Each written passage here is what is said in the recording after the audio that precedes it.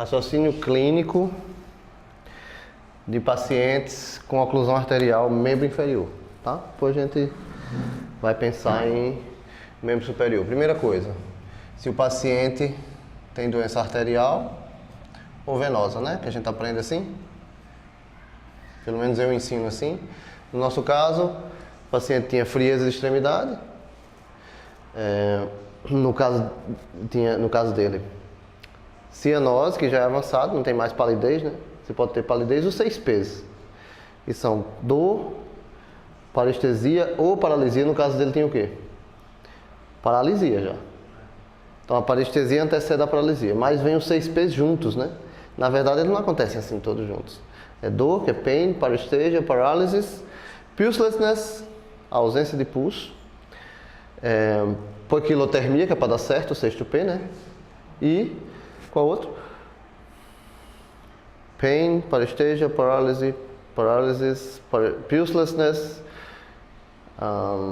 poiquilotermia e tem um outro P. Pallor, que é palidez, que aí é alteração da coloração. Então, no nosso caso, não resta dúvida, tchau venoso. Certo? Tá, balançou aqui. Tchau venoso. Então, a gente tinha um quadro de oclusão arterial e eu vou ter duas possibilidades. Aqui é que é importante. Eu vou ter uma possibilidade de uma embolia arterial e vou ter a possibilidade de uma trombose arterial. O que a gente vai falar aqui vai estar presente em 80% dos pacientes com oclusão arterial de membro inferior e até superior, 80%. Você vai ter uma oclusão arterial por uma placa, você vai ter por um aneurisma que embolizou, por uma prótese, um pedaço, um corpo estranho, um cateter, vai. Mas aqui a gente está se atendo ao que é mais frequente, certo? Diferenciar embolia de trombose. Nos pacientes com trombose, eu geralmente tenho mais idade e comorbidades. Quais seriam comorbidades aqui? As mesmas comorbidades que ocorrem nos pacientes com doença coronariana e carotídea, que são o quê? Tabagismo, hipertensão, diabetes, tá assim, HS, né? Hipertensão arterial sistêmica, diabetes, dislipidemia, sedentarismo. E em alguma faixa etária maior de 70 anos você vai ter doença arterial em quase todos. Posso ter doença arterial em menos de 70? Sim. Principalmente se eu tiver esses fatores aí, essas comorbidades. Bacana. Nosso paciente tinha o quê? Era hipertenso? Não sabemos. Né? Provavelmente sim, mas não sabemos. Né?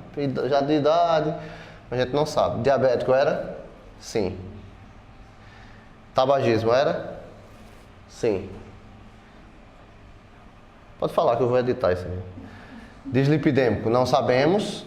Sedentário, possivelmente, não sabemos. E mais de 70 anos, sim. O que mais? Tem outra coisa. Tumor de pulmão direito, operado há 2 anos. Pronto. E aí a gente não sabe, mas tudo isso viria, né, doença renal, etc., viria desses fatores comórbidos aqui, né? Deixa eu ver se está gravando. Tá. Bom, perceba que isso aí é tudo fator para formação de placa. Quando esses pacientes morrem, eles morrem de quê? Infarto e AVC. Ninguém morre porque perdeu uma perna. Ele pode morrer porque está com isquemia da perna, ficou lá, isquemia de coxa e perna, aí você vai ter liberação de potássio com a mionecrose, né? E aí você pode ter arritmia e parada. Pode ter, mas geralmente quando ele falece por infarto ou AVC. É importantíssimo isso aqui. E saber da placa na parede da artéria, que vocês viram na prática. Quando a gente amputou, quando fez o corte na artéria, quando a gente fez a incisão, saíram a placa. Então aquelas placas, o Thaís também já viu, acontecem em toda a rede arterial. Bacana? Pronto. Tratamento para esse paciente aqui. Se ele tiver uma oclusão arterial aguda de membro inferior, seria mais ou menos, fazendo analogia, é a diferença de infarto no idoso e infarto no jovem. Ele tem rede colateral. Não necessariamente a isquemia dele é tão grave quanto a que a gente viu. Pulsos, no exame dos pulsos, ausentes bilateralmente, essa é a regra.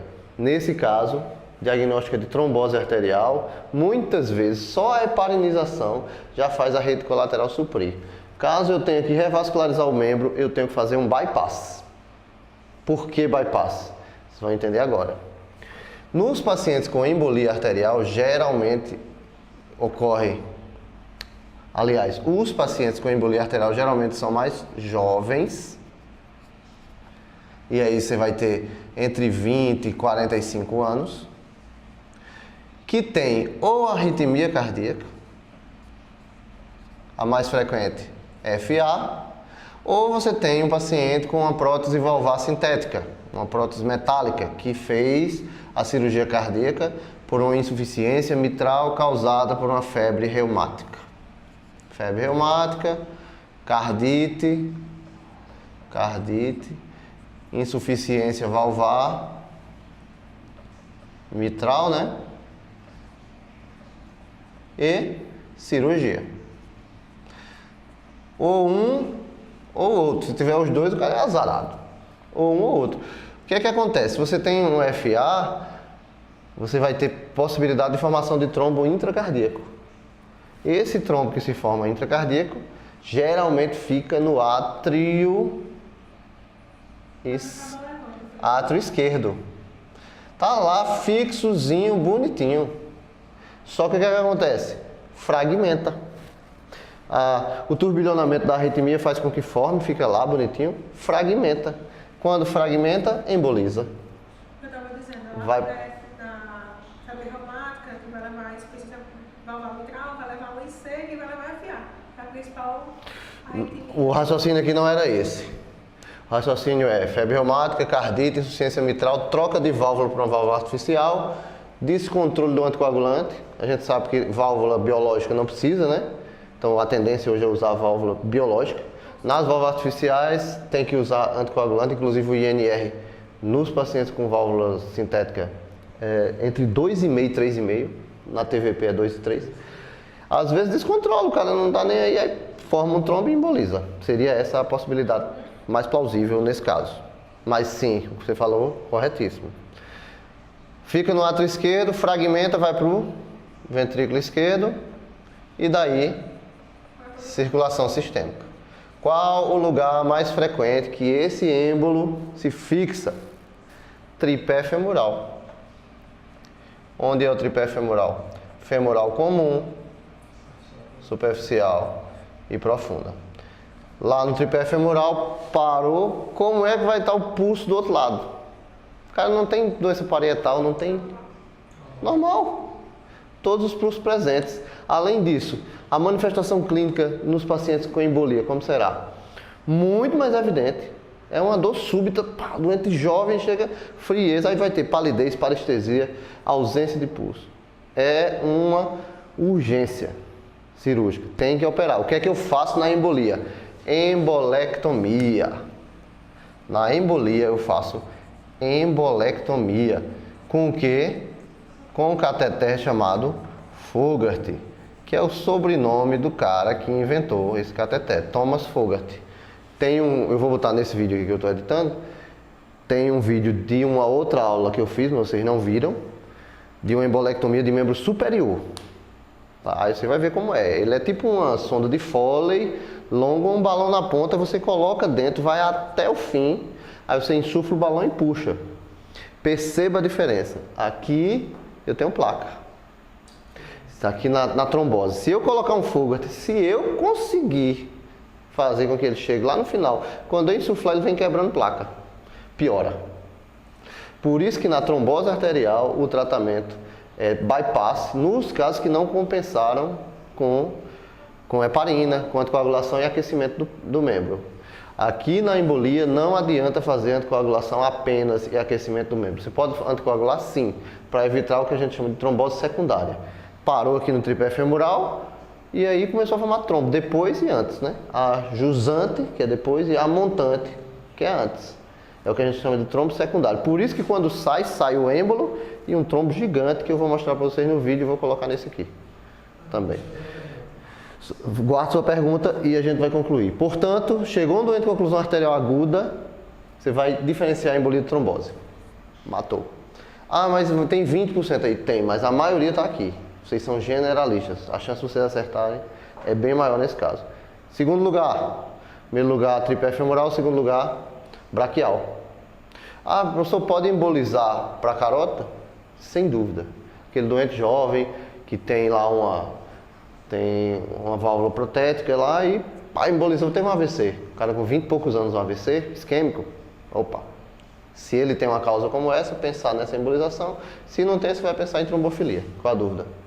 Esse paciente nosso, tudo indica que seria uma trombose, mas o fato de eu não lembro. Eu não pensei em trombose, eu pensei em embolia. Eu pensei em embolia, exatamente. Porque nos pacientes, isso aqui a gente está falando de oclusão arterial aguda, mas no paciente com trombose arterial, a manifestação é mais frustra e o prognóstico muitas vezes é melhor porque ele tem rede colateral. Claro, mas ele tem comorbidades coronarianas e... No caso dele, tinha pulso de um lado do outro, não. Muito provavelmente, apesar da gente não ter identificado a embolia, arritmia, muito provavelmente era embólica. Se ele tivesse movimento no pé, o Fogarty está no carro. Eu olhei e já estava lá, eu ia trazer o Fogarty e a gente ia passar para salvar a perna. Como ele não tinha, a gente já chega nos critérios de inviabilidade. Ele não tinha sensibilidade, né? Não tinha motricidade, então já está inviável o membro. Isquemia irreversível. Essa é a diferença.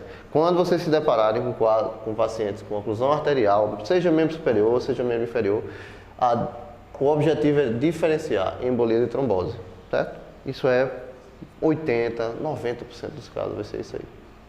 Ok? Era isso que eu queria falar. Mais algo? Você ia perguntar outra coisa? Não, era isso, porque nosso paciente ele tem um pouco, só que eu pensei no início na embolia. Tanto que Pensou correto. O comemorativo da embolia foi a questão neurológica e a questão da oclusão periférica. Perfeito. E o HD principal está em tudo. Eu achei que esse cara tem um rebaixamento. Eu preciso ter arritmia para ter um evento embólico? Não, eu posso ter um mixoma atrial. O cara teve um tumor de pulmão, eu posso ter um mixoma atrial, posso ter alguma coisa aí, posso ter infartado e formado um aneurisma de ventrículo, e o aneurisma de ventrículo ser um lugar onde forma um trombo e embolizar. Posso ter várias possibilidades, né? Então o quadro dele era possivelmente embólico, não era trombótico. Vocês já sabiam disso aqui? Diferenciar essas coisas? Não. Pronto. A gente pensa tudo em um conjunto. Não consegue separar. Esse é o objetivo, quando eu pelo menos ensino, é primeiro separar em arterial e venoso e depois, quando é oclusão arterial, separar em embolia e trombose. Geralmente esses doentes aqui de trombose são aqueles arteriopatas, Fontaine 2, 3. Aí eles podem evoluir com oclusão. Ok? Então, vou dar pausa aqui. Passar o caso,